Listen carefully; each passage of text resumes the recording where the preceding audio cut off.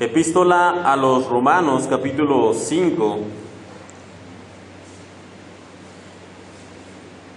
El mensaje de esta mañana tiene por título Paz con Dios.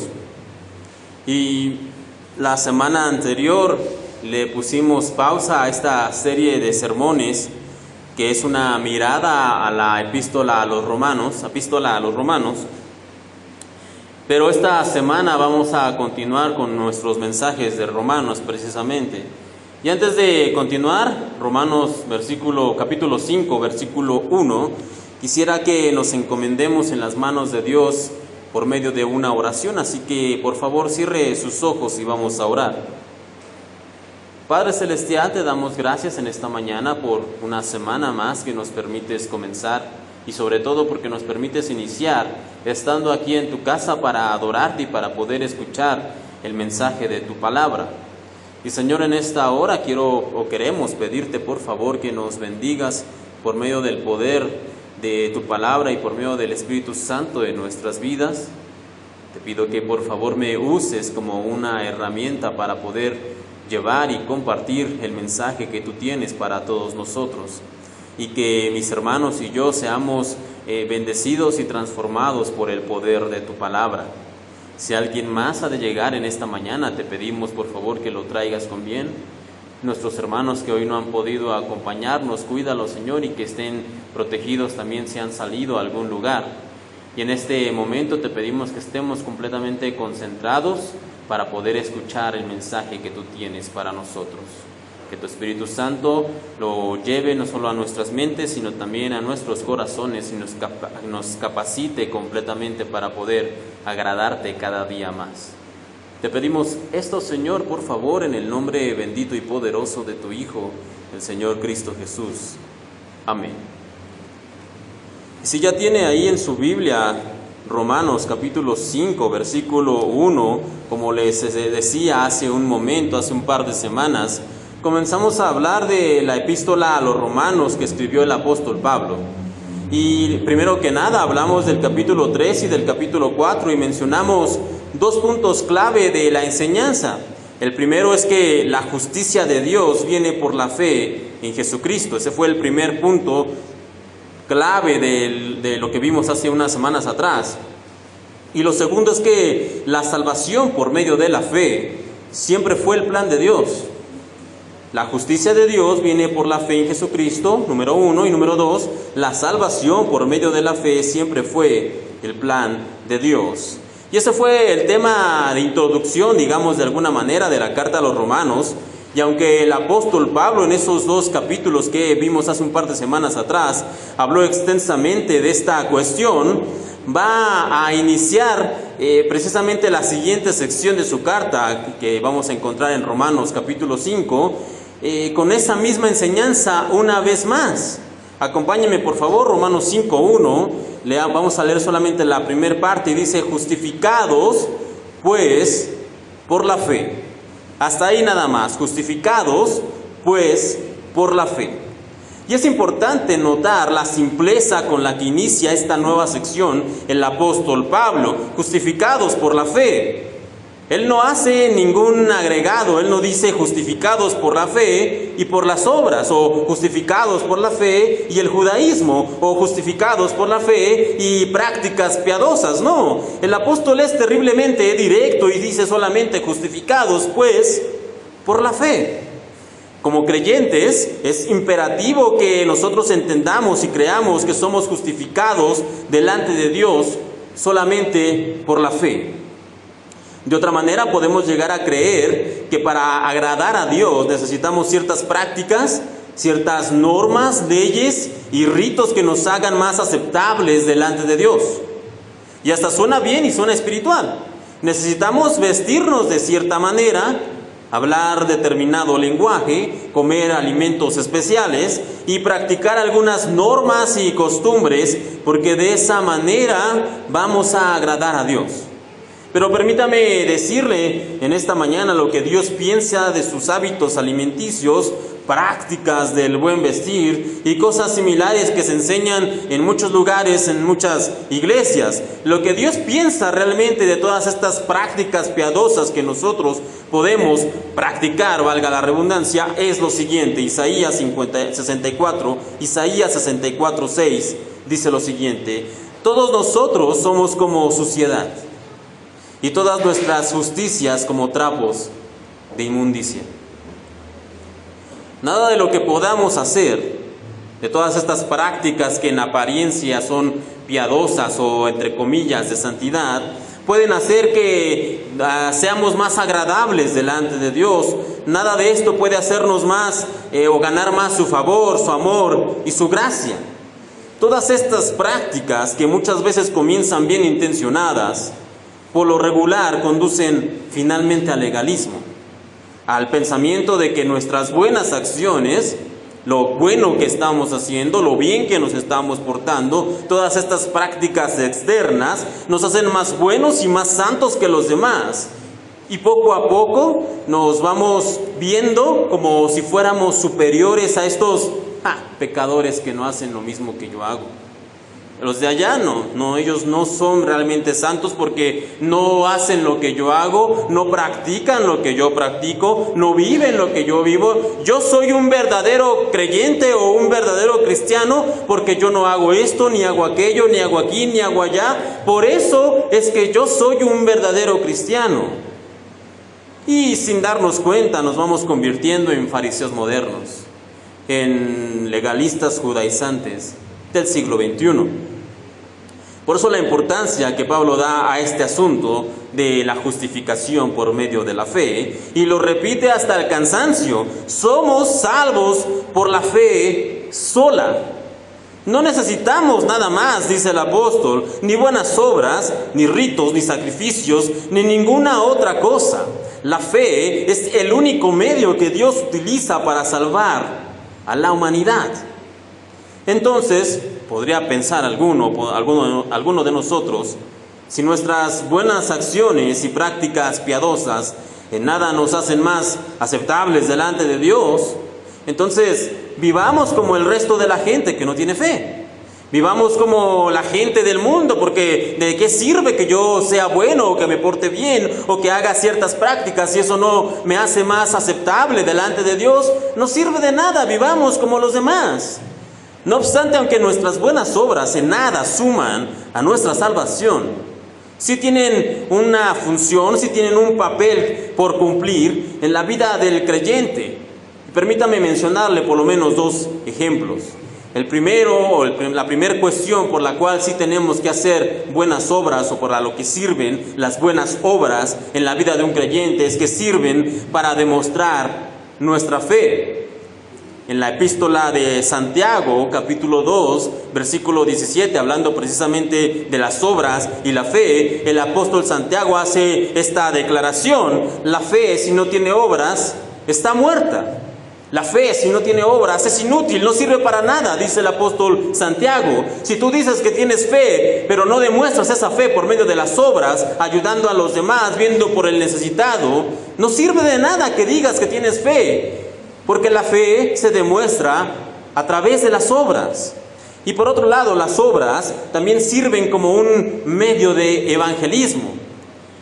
A veces pensamos que los medios o las formas de evangelismo más exitosas es hacer precisamente una campaña de evangelismo, invitar a cientos o a miles de personas, que venga un gran evangelista, que predique un gran mensaje, y entonces vienen 200, 300, 400 personas, levantan sus manos y aceptan al Señor. Y no estoy diciendo que eso esté mal, pero eso no es la mejor forma en la cual nosotros podemos compartir el evangelio. Las buenas obras, hacer buenas obras, esa es la mejor manera en la cual nosotros podemos evangelizar a los demás. El Señor Jesús, en el Evangelio según San Mateo, capítulo 5, del versículo 15 al 16, cuenta una parábola y dice lo siguiente: nadie enciende una lámpara y luego la pone debajo de una canasta. En cambio, la coloca en un lugar alto donde ilumina a todos los que están en la casa. De la misma manera, dejen que sus buenas acciones brillen a la vista de todos, para que todos alaben a su Padre Celestial. Entonces, cuando nosotros hacemos buenas obras delante de Dios y para Dios, esas buenas obras, como acabamos de leer, sirven de una manera para atraer a las personas, para que la gente, como dice aquí, alaben o glorifiquen a nuestro Padre Celestial. Entonces, las buenas acciones, dijimos, tienen por lo menos dos funciones que vemos en esta mañana. La primera es demostrar nuestra fe y la segunda es un medio de evangelismo. Y estos son los verdaderos propósitos por los cuales tenemos que hacer buenas obras. Por lo tanto, dejemos de pensar que nuestras buenas acciones suman algo a nuestra salvación o nos hacen mejores cristianos delante de Dios, y olvidémonos por completo de esas prácticas legalistas del cómo debemos vestir, de qué debemos comer, de qué podemos ver, que para nada suman realmente a la verdadera vida espiritual de un creyente. Y quizá usted quiera realmente hacer buenas obras delante del Señor o hacer las buenas obras que el Señor espera de nosotros. Pero como les decía, no se trata de lo que usted come o de lo que usted ve o de lo que usted viste. Esas no son las obras que Dios espera. ¿Cuáles son las verdaderas obras que Dios quiere que nosotros hagamos? Lo podemos ver ahí mismo donde mencionaba en Santiago, capítulo 1, Santiago 1, 27. El apóstol Santiago dice lo siguiente: la religión pura y verdadera a los ojos de Dios Padre consiste en preocuparse de huérfanos y de las viudas en sus aflicciones y no dejar que el mundo te corrompa. Las buenas obras que el Señor espera de sus hijos no tiene que ver con el vestir o con el comer o con cosas similares, sino más bien con lo que acabamos de leer, que es la generosidad, la amabilidad, el amar al prójimo, ayudar a los necesitados y buscar la santidad en Dios.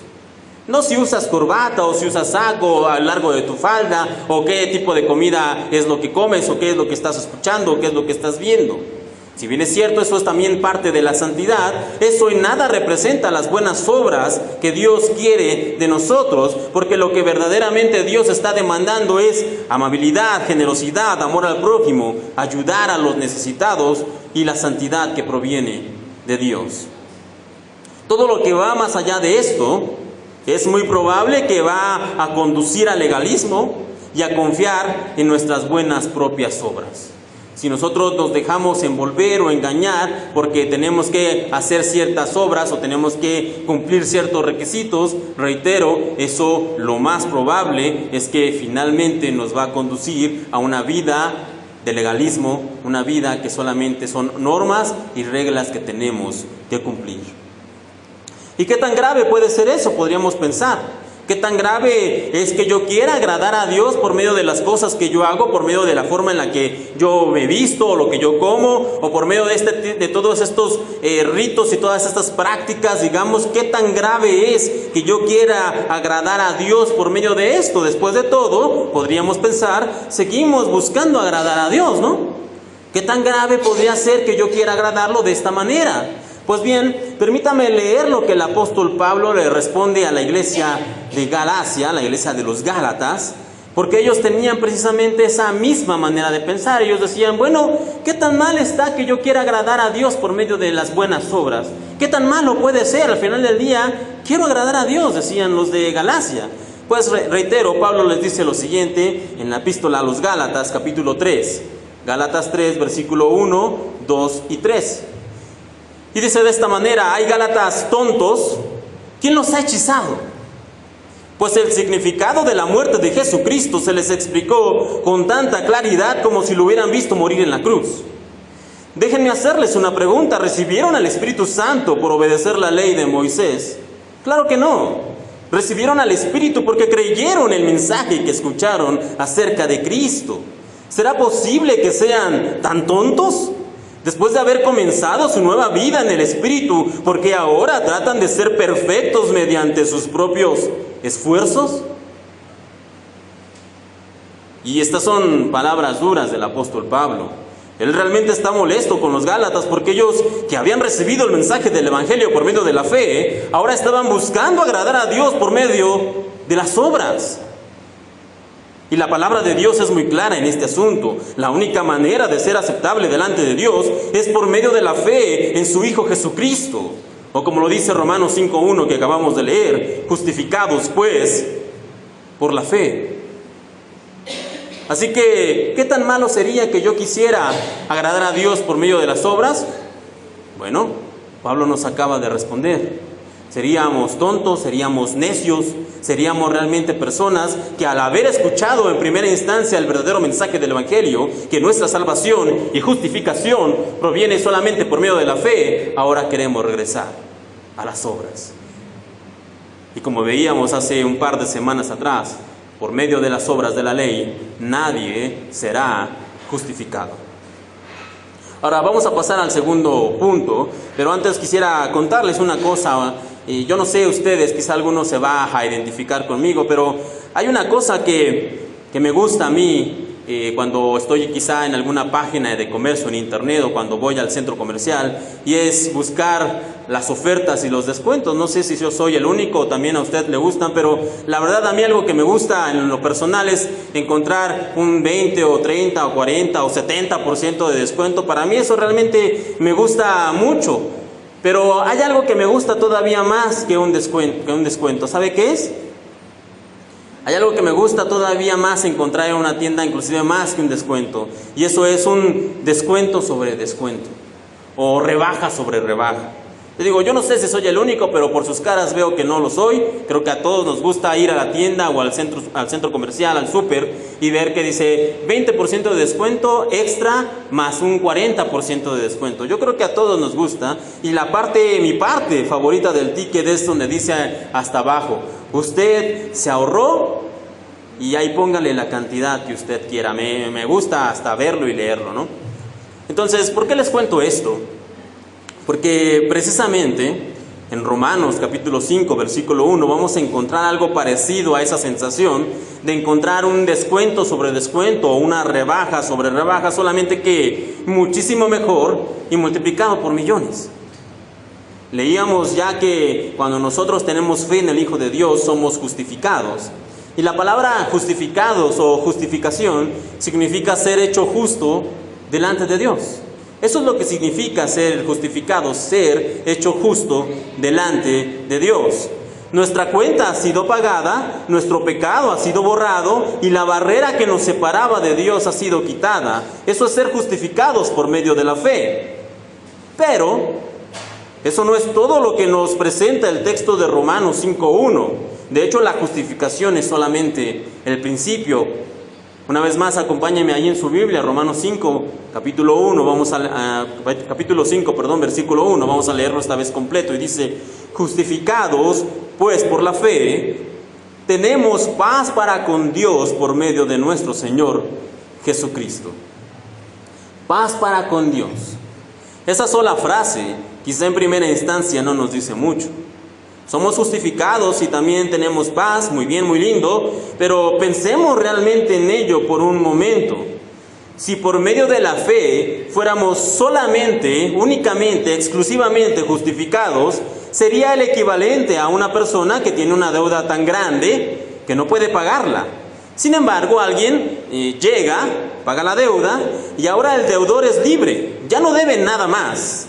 No obstante, el hecho de que su deuda haya sido saldada, el hecho de que ya no tenga que pagar absolutamente nada, no arregla para nada su relación con aquel que le hizo el préstamo en primer lugar. Ambos, el deudor y el prestador, aunque la deuda ha sido saldada, no han quedado en buenos términos. Entonces, ¿se da cuenta cómo la justificación, es decir, el pago de la deuda, no es suficiente? Se necesita algo más que la justificación, se necesita la paz entre ambas partes. Y afortunadamente Romanos 5:1 que acabábamos de leer nos dice que por medio de la fe en Jesucristo, número 1, somos justificados, y por medio de Jesucristo, número 2, tenemos paz para con Dios. El Señor Jesús se encarga de todo. No solamente Él viene y paga la deuda, que ese sería el primer paso, sino que además de pagar la deuda, Él se encarga de arreglar nuestra relación, de traernos paz para con Dios. Ese es el papel que desempeña nuestro Señor en esta situación. De hecho, hay una parábola que nos puede ayudar a entender de mejor manera este asunto. La va a encontrar usted en Lucas capítulo 15. Y es la parábola que nosotros conocemos como la parábola del hijo pródigo. Y esa parábola que contó el Señor nos dice que un hombre tenía 2 hijos y en cierta ocasión el hijo menor vino con el padre y le dijo: Padre, dame la parte de la herencia que me corresponde. Y el padre precisamente viene y le da la parte de la herencia, y el hijo toma todo lo que había recibido, dice el relato, y se va a un lugar lejano, y en ese lugar llega y gasta, o mejor dicho, malgasta toda la parte de la herencia que le había sido encomendada. Y después de no mucho tiempo, dice la parábola, el hijo se encontró en aprietos económicos, de tal suerte que no podía ni siquiera pagar sus alimentos, así que tuvo que buscar trabajo. Pero el único trabajo que pudo encontrar fue cuidando cerdos. Caso especial debemos mencionar que para un judío el cerdo era un animal inmundo, así que si usted se pone en los pies de un judío al estar escuchando originalmente este relato, y cuando el Señor Jesús dice que este hijo judío desobediente, el único trabajo que había logrado obtener era cuidando cerdos, era realmente un relato escandaloso. Un judío cuidando puercos. Los mismos judíos en esa época no podían quizá creerlo. Pero el relato continúa y nos dice que este hijo, mientras estaba ahí cuidando, era tanta su hambre que quería comerse la comida de los cerdos. Y entonces el relato dice que el hijo vuelve en sí, toma conciencia y él mismo se dice: ¿cuánta gente, cuántos jornaleros hay en la casa de mi padre con abundancia de pan? Y yo estoy aquí muriéndome de hambre. Lo que tengo que hacer es levantarme y regresar a mi padre, pedirle perdón y decirle: Padre, he pecado contra el cielo y contra ti, y ya no soy digno de ser llamado tu hijo, pero por favor, hazme como uno de tus jornaleros. Y entonces el hijo se levanta y toma el camino de regreso a casa. Y cuando viene de regreso, el relato nos dice que el padre está al encuentro y lo abraza y lo besa y le da un nuevo vestido, un anillo, y hace un banquete para su hijo, porque el padre dice: mi hijo que estaba muerto, ahora vive. Y en esta parábola, si el hijo pródigo hubiera recibido solamente justificación, lo que dijimos al principio, solamente justificación, el padre ciertamente lo habría aceptado de regreso, habría perdonado su falta, ¿sí? Pero lo más probable es que lo habría puesto como uno de sus jornaleros. Si solamente el hijo pródigo hubiera recibido justificación, el padre lo había dicho: bueno, está bien, te perdono lo que hiciste, no hay problema, regresa y ahora trabajarás como uno de mis jornaleros, uno más de mis empleados. Sin embargo, el hijo pródigo que regresa al padre al final de esta parábola, no solamente recibe justificación, sino que también recibe paz. Su padre sale a su encuentro, lo abraza, lo viste, lo calza, le da un anillo y hace un banquete para él. ¿Por qué? Porque el padre no solamente justifica las malas acciones de su hijo, sino que también lo perdona y le da paz. El padre hace las paces, por decirlo de alguna manera, entre él y su hijo. Del mismo modo, nosotros hemos sido justificados y ahora tenemos paz para con Dios por medio de la fe en Jesucristo. Y esto no solo, y esto es solo la primer parte de un regalo aún más abundante. La justificación y la paz solamente es la primera etapa. Una vez más, vaya conmigo ahí en Romanos 5, y ahora vamos a leer una vez más el versículo 1, pero también vamos a leer el versículo 2. Y dice de esta manera, Romanos 5, 1, 2: justificados pues por la fe, tenemos paz para con Dios por medio de nuestro Señor Jesucristo, por quien también tenemos entrada por la fe a esta gracia en la cual estamos firmes y nos gloriamos en la esperanza de la gloria de Dios. Así que repasemos, por favor. Por medio de la fe en Jesucristo somos justificados. Por medio de Jesucristo tenemos paz para con Dios. Y por medio de la fe en Jesucristo también tenemos acceso a la gracia de Dios. Y la palabra gracia o la gracia de Dios se refiere a una concesión que se otorga sin ningún merecimiento. Diciéndolo de una manera aún más sencilla, la gracia es un regalo inmerecido, es algo que nosotros no ganamos, que nosotros no hicimos nada por obtenerlo. La gracia es un regalo inmerecido. Y Romanos 5, versículo 2, nos dice que por medio de la fe ahora tenemos acceso a la gracia de Dios. Es necesario mencionar que en la antigüedad los judíos tenían el tabernáculo y después el templo, y ambos edificios eran un lugar de adoración y también eran la representación de la presencia de Dios entre la gente. Y en este lugar de adoración, que se componía por tres partes, el atrio, el lugar santo y el lugar santísimo, este tercer sitio, el lugar santísimo, era precisamente donde, por decirlo de algún modo, se concentraba la presencia de Dios. Estaba ahí, en el lugar santísimo, donde estaba precisamente el arca del pacto, estaba ahí la presencia de Dios, y en ese lugar nadie tenía acceso, excepto el sumo sacerdote, la máxima autoridad religiosa del pueblo de Israel. Solamente el sumo sacerdote podía entrar, pero incluso él no podía entrar cuando él quisiera. El sumo sacerdote tenía que entrar, pero solamente una vez al año él podía entrar. El resto del tiempo esta parte del templo estaba aislada por un velo. Una gruesa cortina separaba y simbolizaba de hecho la separación entre Dios y la humanidad. Pero Cristo vino al mundo.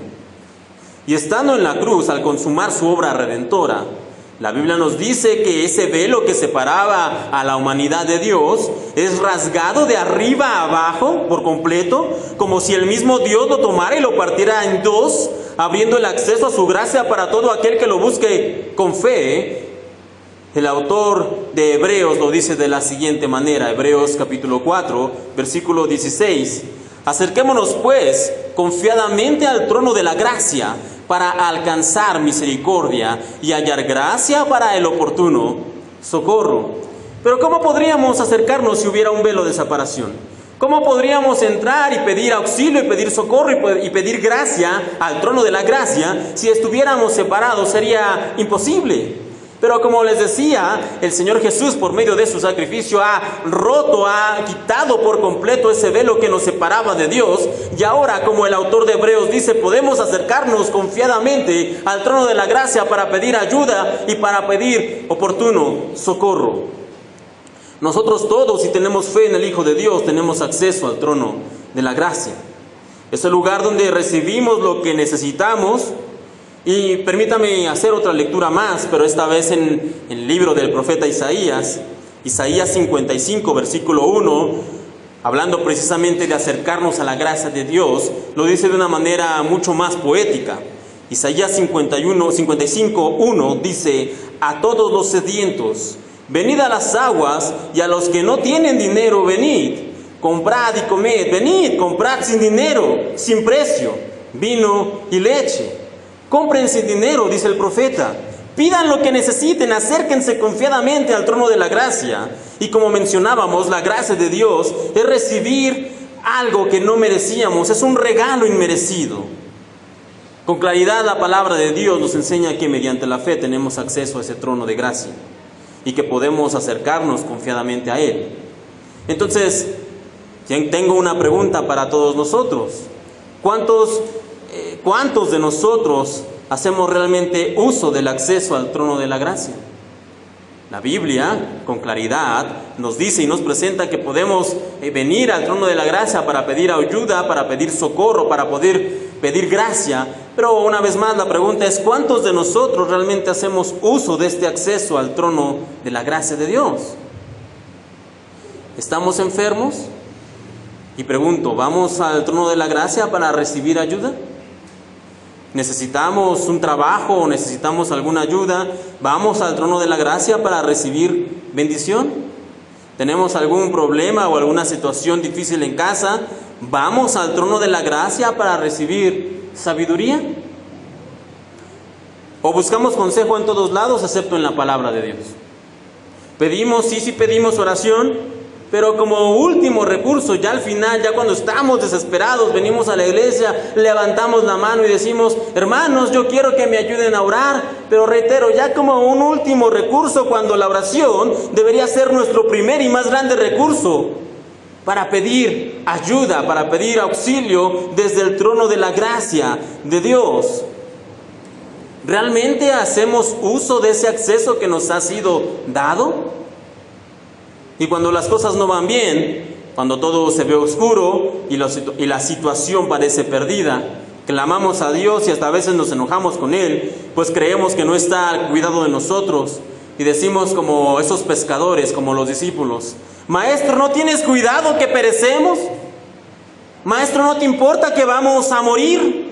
Decían los discípulos en Marcos capítulo 4. La historia bíblica nos dice que los discípulos van en su barca después de unos días de predicación de parte del Señor. Todos suben a la barca y entran al mar de Galilea. Y seguramente los discípulos se dieron cuenta de que la tormenta se avecinaba. Pero ellos son expertos marineros, ¿verdad? Ellos no van a ir y van a despertar al maestro por unas cuantas nubes que ven en el horizonte. No, ellos realmente pueden. ¿Cuántas tormentas no han navegado anteriormente? Ellos no se van a tomar la molestia de ir a despertar al Señor por unas cuantas nubecitas que ven en el horizonte. Podemos con esto, quizá pensaron ellos, pero cuando la tormenta llega y el mal clima es indomable, toda su experiencia, toda su confianza, todo lo que ellos creían que sabían, cae por la borda. Y la tempestad es tan grande que incluso piensan que van a morir. Lamentablemente los discípulos no recurren a aquel que puede ayudarlos en la peor de las tormentas como la primera opción. Tienen acceso al trono de la gracia, pero no acuden a Él. ¿Y cuánto nos parecemos en muchas ocasiones a estos marineros asustados por la tempestad? El Señor nos ha dicho y nos ha prometido que tenemos ahora acceso a su trono de gracia, pero no vamos a Él para pedir ayuda, para pedir socorro, para pedir precisamente su gracia. No obstante, ¿qué pasa cuando en primer lugar, antes que cualquier otra cosa, nosotros sí acudimos al trono de la gracia para pedir oportuno socorro, pero no recibimos la ayuda prometida? ¿Qué pasa si decimos, bueno, ¿sabes qué? Yo me enteré de algo, me enteré de que estaba enfermo, estoy pasando por esta necesidad, estoy pasando por esta prueba, y lo primero que hice, lo primero que hago, mi primera reacción es ir delante del trono de la gracia y pedir oportuna ayuda, pedir socorro? Pero no parece que tenga respuesta, no parece que Dios se interese por mí. Yo estoy haciendo las cosas de manera correcta, estoy viniendo primero que nada al trono de la gracia, pero Dios no me responde. Y una pregunta más, ¿es eso posible? ¿Es posible que Dios, cuando venimos en primer lugar delante de Él, al trono de la gracia, es posible que Él no responda? Y la respuesta sencilla es no. Él siempre va a responder. No obstante, el hecho de que Él siempre vaya a responder no significa que su respuesta nos guste. Me estaba acordando hace unos días de una ilustración, de una historia que escuché, de dos jóvenes creyentes que un día después de la predicación salieron y uno estaba muy preocupado y le dijo a su amigo: estoy bastante preocupado y hasta decepcionado porque muchas veces yo vengo y oro, pero Dios no me responde. Y el otro joven, su amigo, se queda bastante extrañado y dice: ¿de verdad? Qué raro, es muy extraño que me digas eso, porque a mí Dios siempre responde mis oraciones. Y el primer joven se queda bastante intrigado y dice: ¿cómo es posible? ¿Cómo dices tú que Dios siempre responde a tus oraciones si a mí no siempre me responde? Y el segundo joven lo que dice es lo siguiente: bueno, mira, lo que sucede es esto, que a veces Dios me dice sí, a veces Dios me dice no, y a veces Dios me dice espera, pero Dios siempre me responde. Y el hecho de tener acceso al trono de la gracia para nada significa que todas nuestras peticiones siempre van a ser respondidas con un sí y un amén. Debemos tener muy en cuenta y muy en claro que el hecho de que el mismo Señor haya abierto el acceso y que podamos entrar confiadamente al trono de la gracia, no nos asegura que todo lo que nosotros pidamos va a ser sí, adelante, todo lo que nosotros pidamos lo vamos a recibir. Por supuesto que no. Piense como un padre por un momento. ¿Respondería así o respondería afirmativamente a todas las peticiones que le hiciera a su hijo de 3 años? Por supuesto que no. Un padre sabe lo que realmente le conviene a su hijo. Si tuviéramos que decirle que sí a todo a un niño de 3 años, ese niño quizá nunca comería, nunca se bañaría, nunca querría dormir a sus horas, nunca querría hacer algo productivo por sí mismo, cuestiones motrices, etcétera, etcétera. Realmente, si ese niño se le dijera sí a todo, ese niño crecería como un malcriado, si es que llegara a los 4 años, porque con esas actitudes posiblemente ni siquiera llegaría a esa edad. Así que de una manera infinitamente mayor, Dios sabe lo que nosotros necesitamos, y por esa razón el Señor a veces dice sí, a veces dice no, y a veces dice espera. Y es precisamente en la espera, cuando el Señor nos dice que tenemos que esperar, donde nosotros como hijos de Dios somos moldeados y nuestro carácter debe ser conformado al carácter de Cristo. Como creyentes, no solamente debemos buscar la madurez espiritual, sino que debemos anhelarla. Debemos buscar crecer en el conocimiento de Dios, de su carácter y de su voluntad. No obstante, tengo que ser muy honesto con ustedes. El único camino que nos puede llevar a la madurez espiritual es el camino de la prueba. El único camino que nos puede llevar a la madurez espiritual es el camino de la prueba. Y una vez más, acompáñenme a Romanos 5. Pero ahora vamos a leer el versículo 3, 4 y 5. Y dice de esta manera, Romanos 5. Y no solo esto, sino que también nos gloriamos en las tribulaciones, sabiendo que la tribulación produce paciencia, y la paciencia carácter probado, y el carácter probado esperanza, y la esperanza no avergüenza. Porque el amor de Dios ha sido derramado en nuestros corazones por medio del Espíritu Santo que nos fue dado.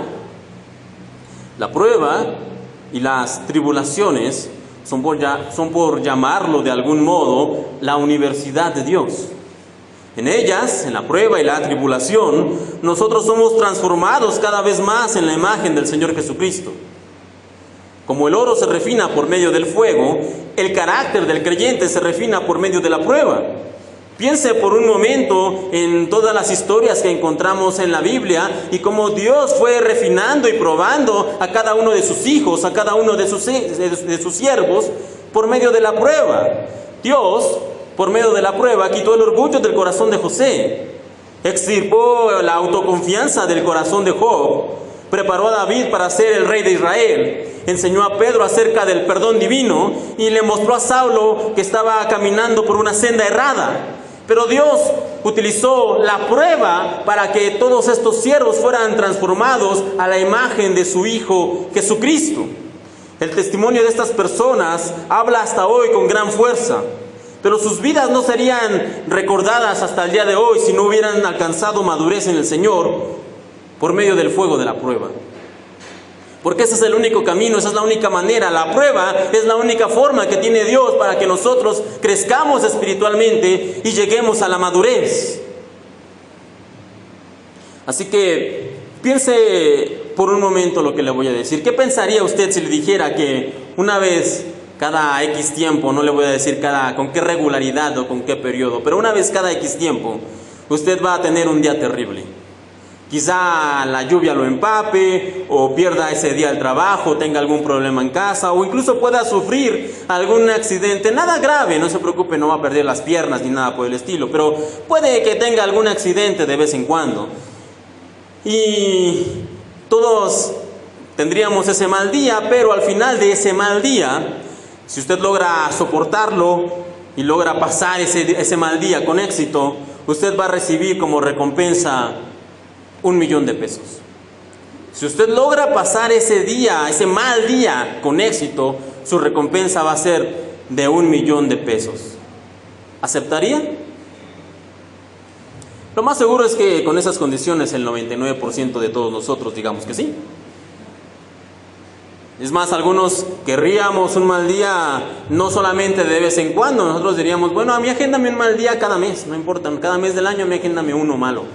¿No? Algunos más y seríamos más extremos, ¿no? No importa, si esa es la condición, a mí agéndame un mal día por lo menos una vez a la semana, pensaríamos algunos.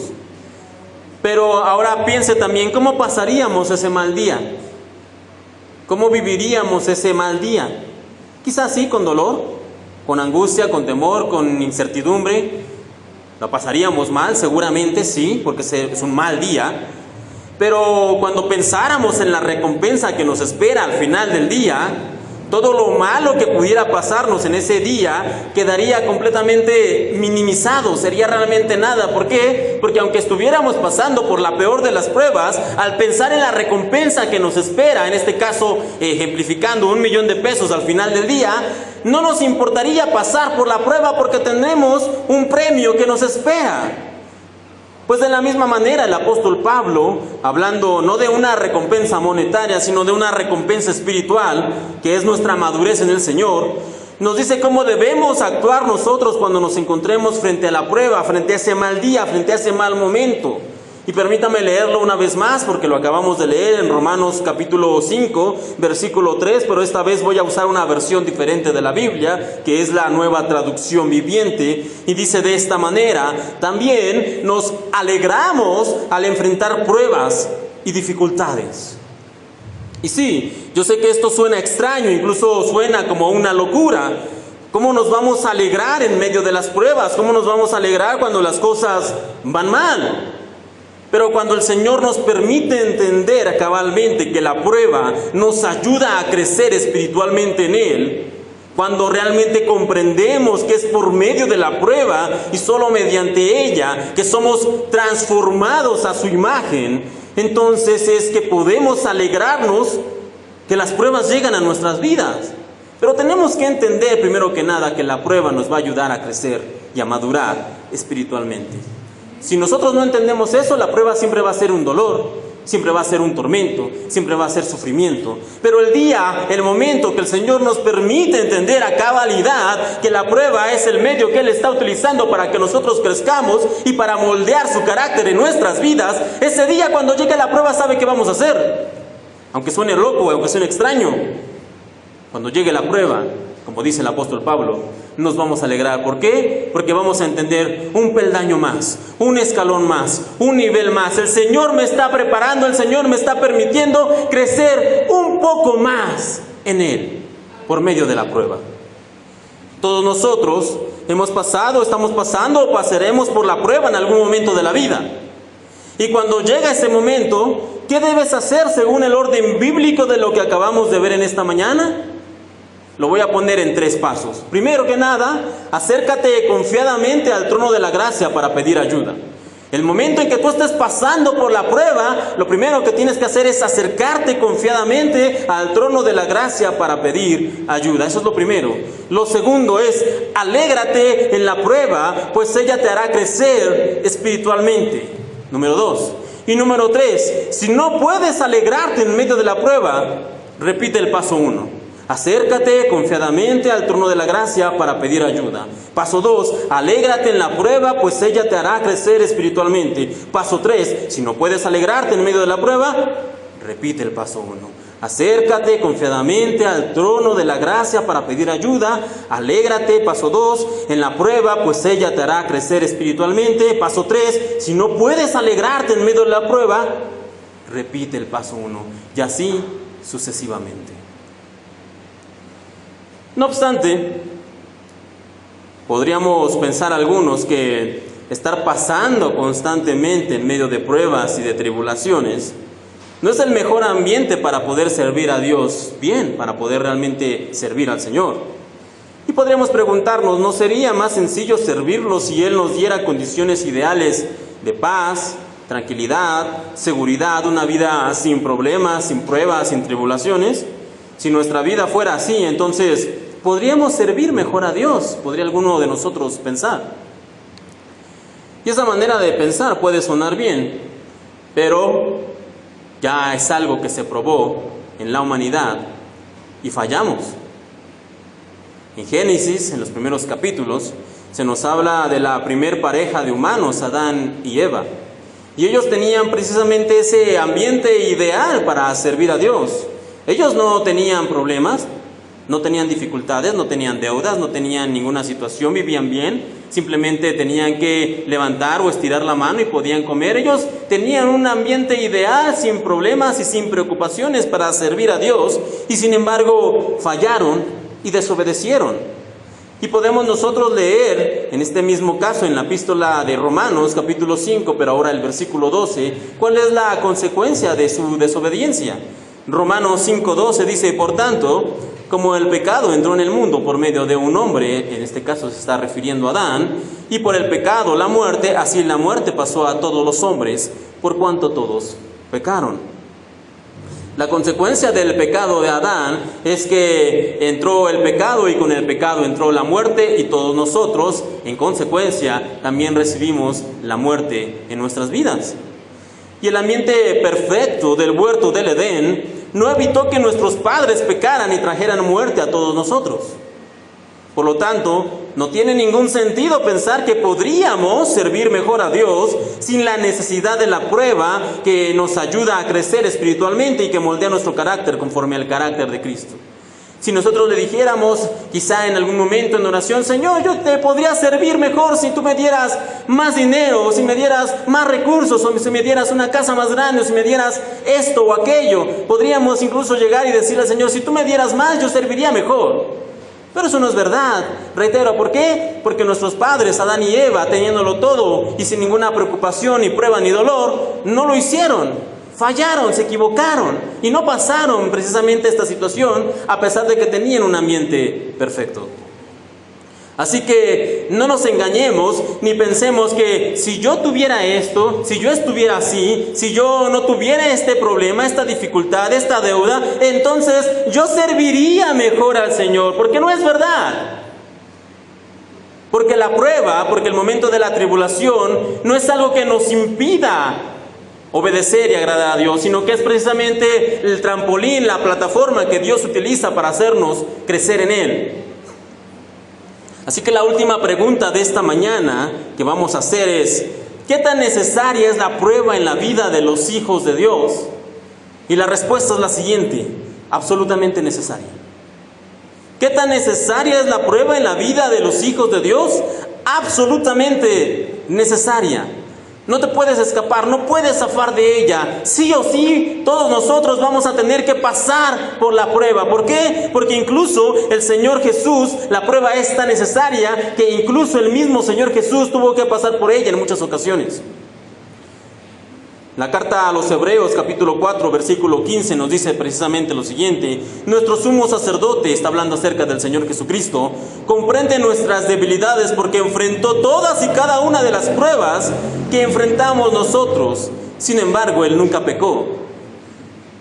Todas las pruebas que tú pienses, que te imagines, que creas que hayas pasado, todas las pruebas que nosotros hemos pasado, el Señor Jesús también las pasó. Y si el mismo Señor Jesús, el Hijo de Dios, tuvo que pasar por la prueba, entonces una vez más, ¿qué tan necesaria es la prueba en la vida de los hijos de Dios? Es absolutamente necesaria. Mientras que Adán fue tentado en el huerto del Edén rodeado de comida, en un ambiente perfecto y sin ninguna preocupación aparente, y falló, Cristo Jesús fue tentado en el desierto, hambriento, sediento, en un mundo corrompido. Y para demostrarnos precisamente que las pruebas son necesarias es que Él pasa por esa situación. ¿Y qué obtuvo el Señor Jesucristo con el triunfo de la prueba? Una vez más, acompáñenme por favor en su Biblia, Romanos 5.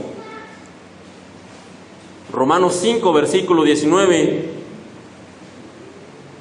Con el triunfo de la prueba, con el triunfo de haber vencido el Señor a todas las pruebas, lo que Él obtuvo no solamente para Él, sino para nosotros es lo siguiente: porque así como por la desobediencia de un hombre, está aquí hablando de Adán, los muchos fueron constituidos pecadores, así también por la obediencia de uno, está aquí hablando acerca del Señor Jesucristo, así también por la obediencia de uno, los muchos serán constituidos justos. ¿De qué manera el Señor ganó nuestra justificación? Y con nuestra justificación la paz para con Dios, y con la paz para con Dios nuestro acceso a la gracia de Dios. ¿De qué manera el Señor ganó estas tres cosas para nosotros, de las cuales hemos estado hablando en esta mañana? Por medio de haber pasado la prueba. Así que, ¿qué tan necesaria es la prueba para nosotros?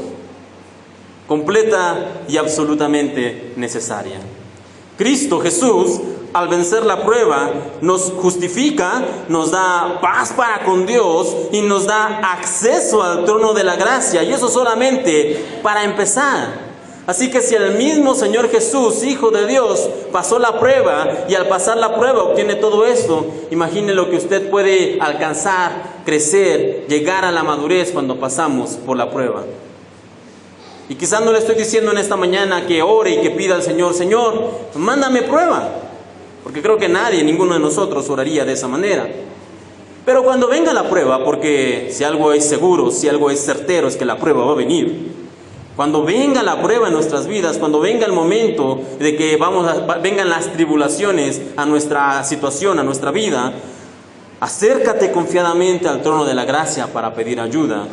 Alégrate en la prueba, pues ella te hace crecer espiritualmente. Y si no puedes alegrarte en medio de la prueba, repite el paso 1.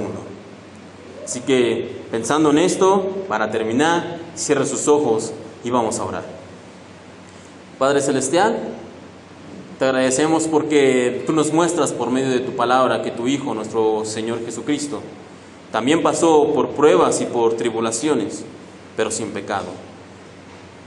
Y al vencer esas pruebas, al triunfar sobre las tribulaciones, nuestro Señor, tu Hijo, nos concedió la justificación, nos dio la paz que no teníamos contigo, bendito Dios, y nos dio el acceso al trono, a tu trono de gracia para poder pedir ayuda y socorro en medio de nuestras pruebas y dolores. Y Señor, no te pedimos en esta mañana que nos mandes prueba, pero sí te pedimos, Señor, que cuando vengan las pruebas a nuestras vidas, el día que lleguen las dificultades y las tribulaciones, que nos permita recordar, Señor, que primero que nada tenemos acceso delante de ti para pedirte ayuda y socorro.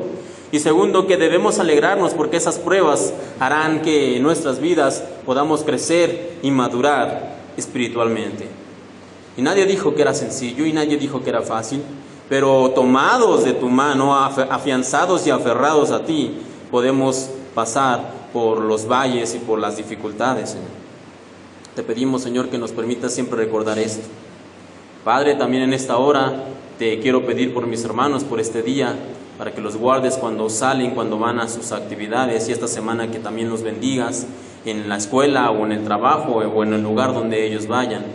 Gracias te damos por ellos, por nuestros hermanos que no pudieron acompañarnos, que también los bendigas, que los traigas una vez más con nosotros.